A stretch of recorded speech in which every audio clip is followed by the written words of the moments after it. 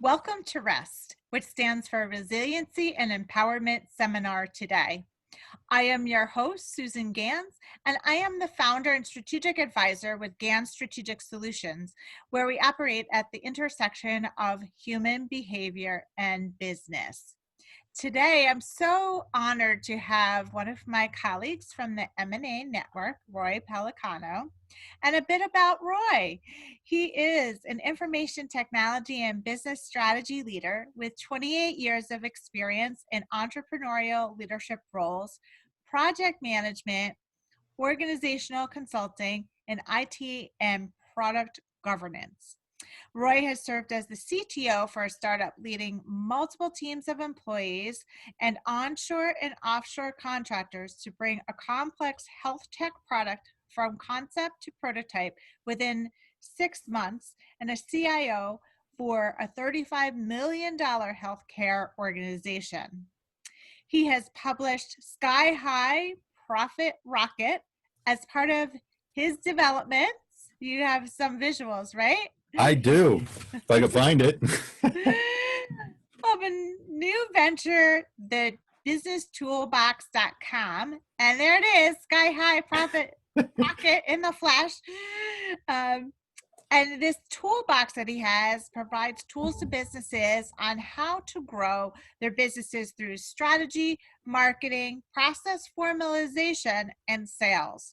Roy consults with businesses, including startups, fintech, and private equity firms.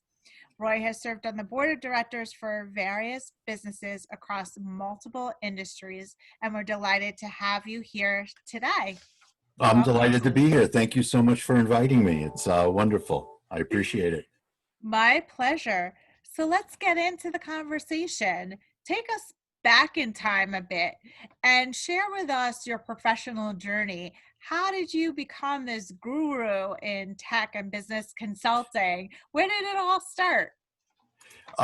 Actually, it all started accidentally. To be honest, it started in the hallway of my elementary school when in the, I don't know, I guess it was the late 80s, we had a Commodore PET, and a friend and I used to sit there and try and debug the games that would fail, and try and figure out how to program in BASIC. And since then, I've always been involved in computers, and that's how I started. So when I was 11, I started my first business, and then when I finished college, I had my second one in place, which was this time around technology, and I just basically fell into it. I was a philosophy major, biochemistry dropout, bio minor. And I ended up in technology because those were my skills. There was no plan. There was no expectation. It was no idea of what I wanted to be or what I should be doing. It was just, you're in the real world and you need to figure out how to make it up. So I started my first computer business, and that's how I got involved in what I've been able to do. As a lifelong learner, I've been able to constantly improve on what I'd done before. I've leveraged my skills of adaptation, resiliency, the ability to pivot. All those are things that have helped me as I've clawed my way through my professional life, which has not always been in my own business. I have served as an employee for others, which was always interesting. But I've always been an assembler of ideas and a builder of bridges rather than specializing in a particular topic. So I like to say I'm a master of many and I guess I'm they like to say a jack of all trades and a master of none. So I'm a jack of all trades and a master of some. I'm broad and deep on certain things. So that's sort of how I got to where I got to. So. I find it fascinating that you said that there was no plan and no expectations. And you shared with me before we went on air, so to speak, that you like structure and you like processes. So how did that come about? I have no clue, right? So you know what it is that I'll give you the perfect example. So there was one year I decided to go on a trip to Greece, and I was going by myself. I went out. I bought like 10 different travel books and travel guides on Greece, and I read them all. I sort of had a plan in mind of the places I wanted to go to.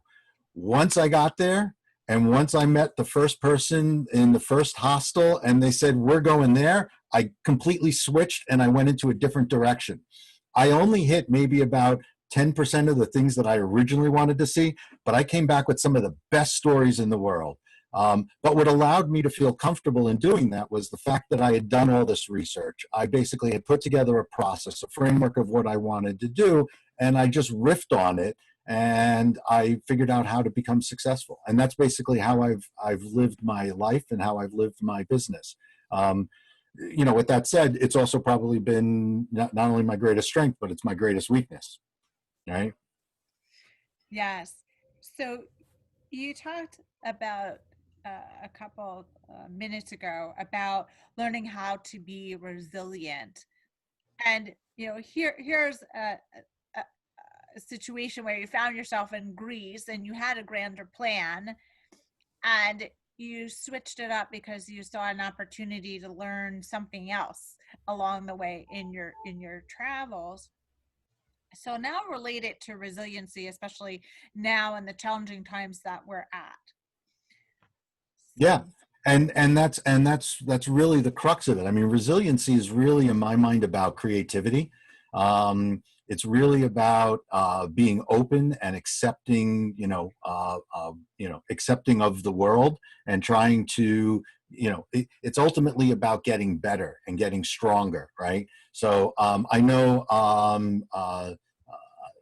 Nassim Taleb in Anti-Fragility casts being anti-fragile as being something something different than something that's resilient. But I disagree with that completely. To me, resiliency is about coming back stronger. And, the way I do that is by not only having the process and the frameworks behind me, but I use them as a ladder to grow. I don't use them as a cage to hold me back. I like that analogy of a ladder to grow, because the image that I have is some upward movement. Yeah. And that really is the key, right? It's about the constant movement. It's about constantly growing. It's about not accepting defeat. It's at this point it sounds cliche because we've heard it so many times from so many different places, but the reality of it is it's sort of like it's sort of like Romeo and Juliet, right? The story is older than Shakespeare and yet constantly keeps getting reinvented and repeated and done in new ways, where you're still like, that was an incredible story, but it's thousands of years old, right? So it's that sort of that concept of Joseph Campbell and the hero of a thousand faces, right? We have the same things that we keep moving off of, but we just somehow figure out how to make them a little different and a little better and a little stronger. And that's how I leverage process, in the ability that I don't follow the process. I just implement it, right? It's not about following it; it's about implementing it. And I don't know if that's clear, but it's clear in my brain because that's how I live my life. So that brings me to a question about empowerment. How do you empower yourself, and how do you empower others? Well, empowerment is interesting, right? Empowerment is, in some respects, it's very simple to me, right? Because empowerment really, to me, is about giving of myself to allow others the opportunity to get one stage better than where they currently are, right? So if you think about the old adage, if you give a person a fish, they can feed themselves for a night. If you teach them how to fish, then they can feed themselves for their lives, right? And that's the idea of empowerment. I like to take it one step further, right? And really, for me, it's not so much about teaching someone how to fish; it's teaching somebody how to then teach everybody else. And that really, the empowerment is not really about them being able to do it for themselves, but about them helping others grow. So empowerment, that's really what empowerment means to me. And it's really about teaching others. It's really about taking things one step further and allowing other people to do that as well. I love what you're saying here about it. It's not just teaching one person, but it's really about the one to many model, Yep. right? Where it's train the trainer, so to speak, and then that person goes out and impacts many more lives. Yes, And then you get exactly. that multiplier effect. Yeah, it's about leverage, right? It's about that multiplier effect. It's about trying to do what you can to not just grow one, but to grow many, and to have those many grow many. And that's really what empowerment is about.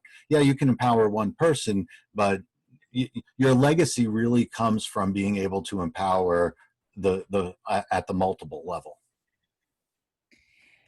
So if you can go back in time and speak to your younger self, what would you say as what's your piece of advice for your younger self with the perspective that you have now?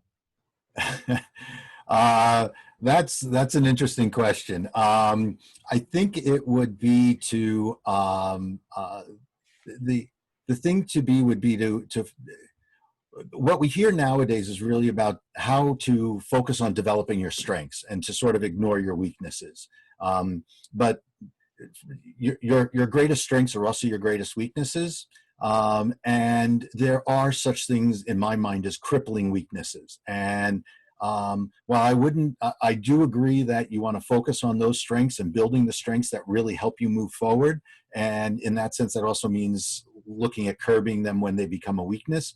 But those crippling weaknesses, which we may not even be really aware of, those crippling weaknesses are what I would want to have known 30 years ago.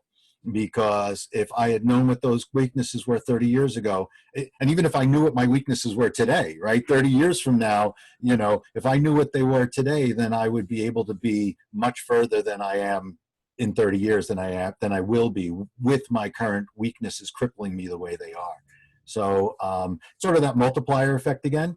It's really about it's really about how to grow yourself so that you can then help everybody else grow as well. Yes, so important. I'm just jotting this down, this thought, because what you're talking about is really things that I speak to my clients about. So we focus on their strengths, but then in the strengths, there you what you call crippling weaknesses, what I call blind spots. Mm. It's also shining a light on that. Like, do more of this as your strength. Be mindful of what's the downside of it. What's the impact? Because that's often what like rubs against other people and getting things done in an organization. So I love that you are aware of that, and that's something that you also Well, talk I'm about. aware of the problem. I'm not always aware of what they are. And that's the trick, isn't it? Right? As if they're Yes, blind spots, right? That's the whole right. issue, right? That's why you need those external pieces. You need that board of directors, right? So as companies, the idea of the board of directors is really supposed to be able to help the leadership team, identify their blind spots and drive strategies. Many people themselves don't have a board of directors, right? They don't Yes. have a group of people who are really there to help them focus and move forward. And it sounds like that's what you do and how you help people grow.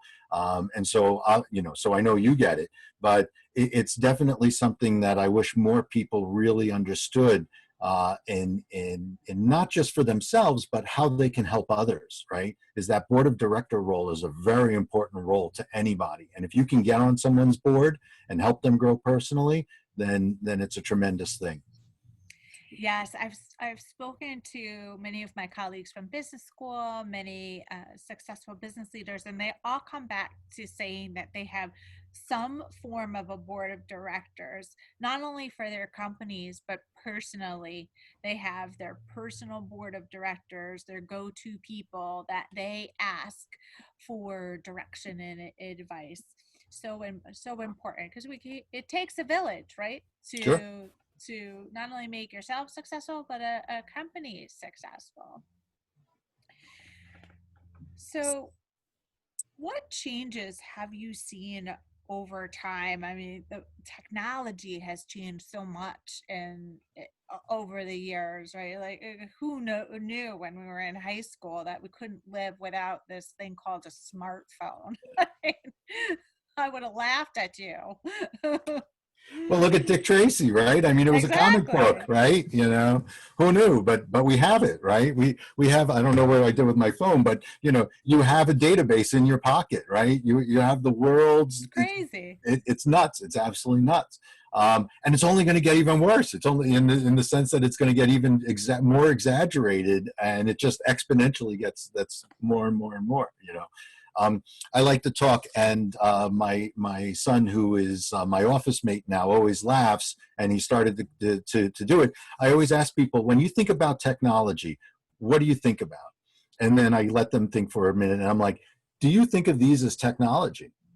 But to me, these are technology, right? They're tools that have been created. They're technology that have been created that if you didn't have these, it would set you back, thousands of years, right?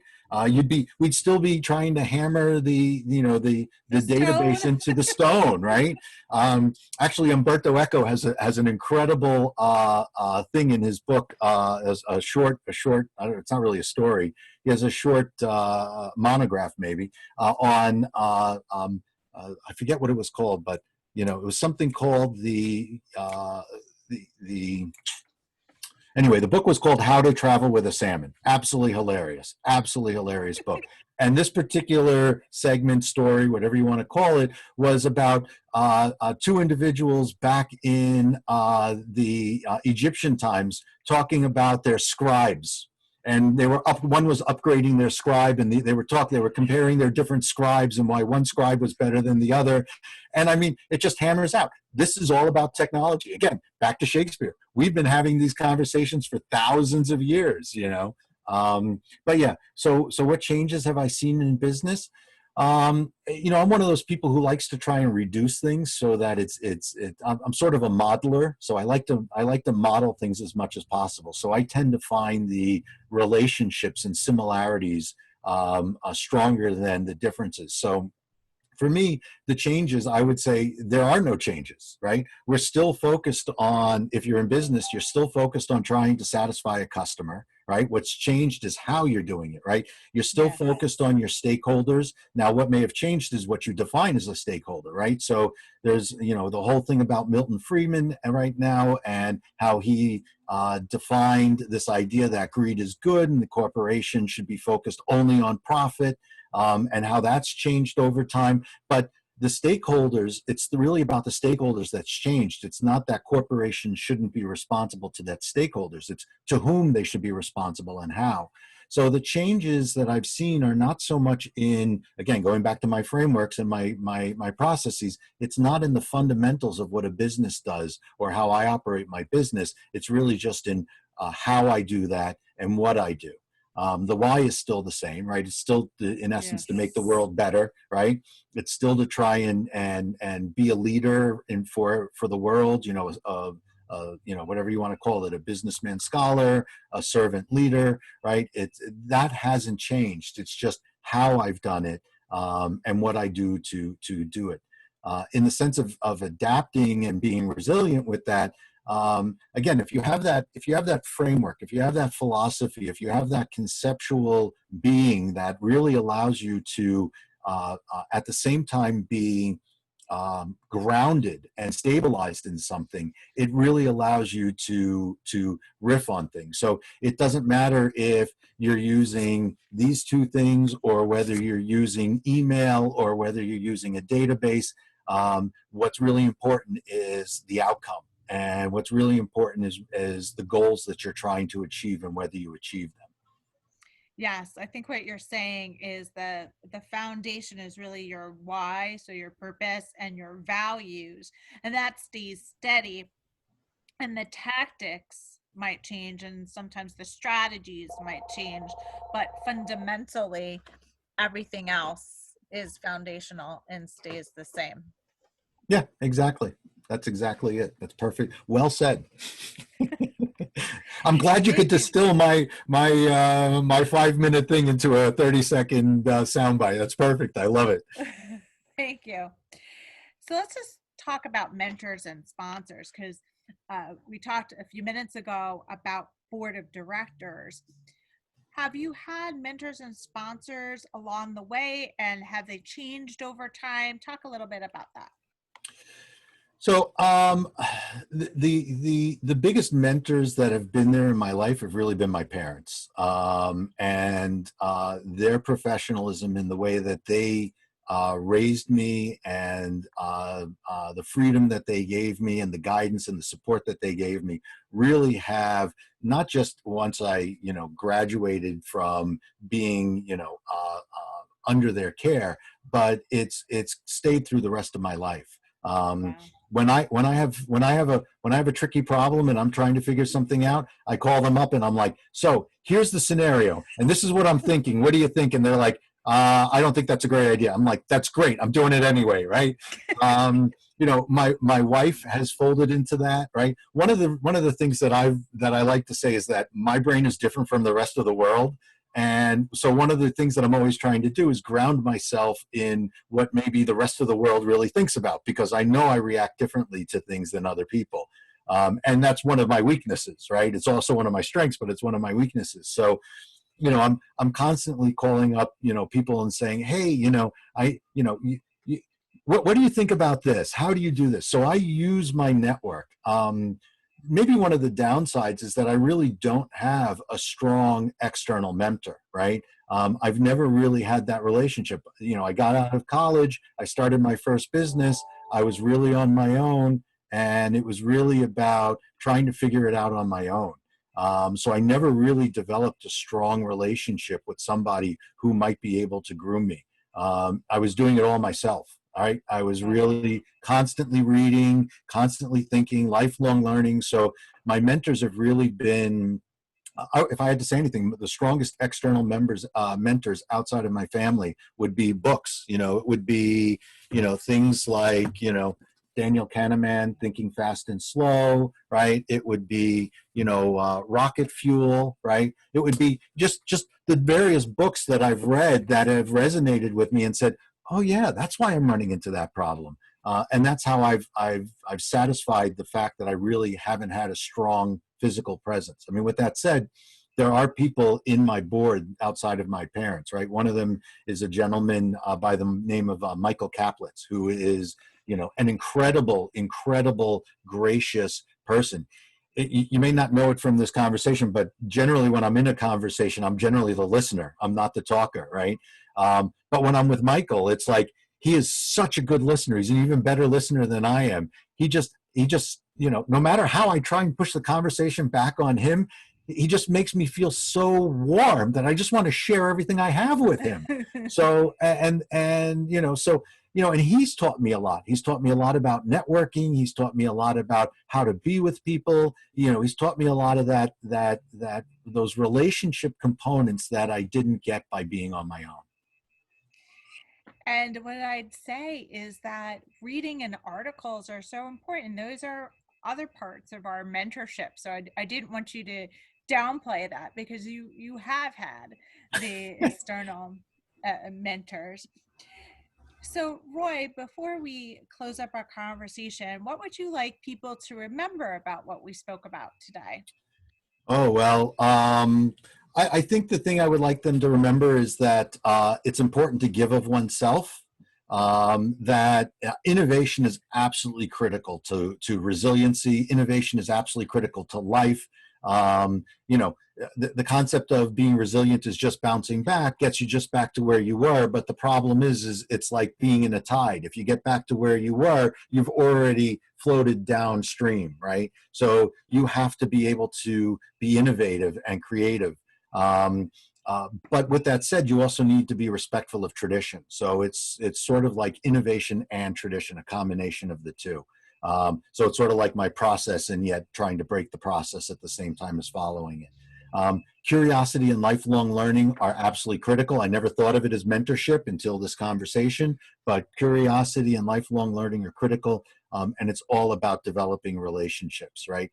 So that really is what is important. And I guess the last thing that I would have to say is, and again, this is sort of cliche, but You go back to Teddy Roosevelt, the man in the arena speech that he gave. And most people look at that one little quote of Teddy Roosevelt about the man in the arena with his blood, mud smeared face, and he still gets up and he fights. And the critic is there pointing out, and who's the true hero, right? It's not the critic.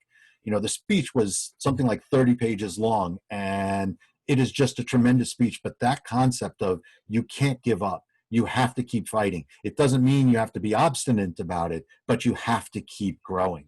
And that's, I think, the last thing I would want people to take away. So I'm going to repeat this. This is fabulous. So what you're talking about is giving of yourself. So being a go-giver, servant leadership. We're talking about innovation really being key to resiliency and success going forward, as well as being respectful to tradition. Curiosity, so important, to get curious, to ask questions, to find out what makes a business tick, what makes a person tick, what's important to them. Lifelong learning, which you've demonstrated with all the books that you read, and certainly developing relationships. Yep. So, Roy, how can we find you? Because we want people to find you and reach out. Sure. So again, my name is Roy Pellicano. My company is Tri-Angular Consulting. You can find the company at TAC, that's short for Tri-Angular Consulting, TAC, Tango Alpha Charlie, .digital, no .com or anything. So TAC.digital. You can reach me personally at Roy at TAC.digital. You can find me on LinkedIn, Roy Pellicano, but I'm also, if you use the linkedin.com/in/Roy Pellicano, all one word. And that's how you can find me. And I'm a big networker and connector. So please reach out to me. And I look forward to hearing from you. So I'm going to repeat that. You can find Roy on about his website is tac.digital. You can reach out directly to him via email at roy@tac.digital. He's on LinkedIn under Roy Pellicano, and he welcomes the connection. I want to thank you so much, Roy, for sharing your stories. It's been so much fun to interview you and to find out about your backstory. And to our audience, take Roy's advice about being curious, about being innovative, about learning what your strengths are, and also being mindful of what those blind spots might be. And as well to our audience, we'll see you in the next conversation.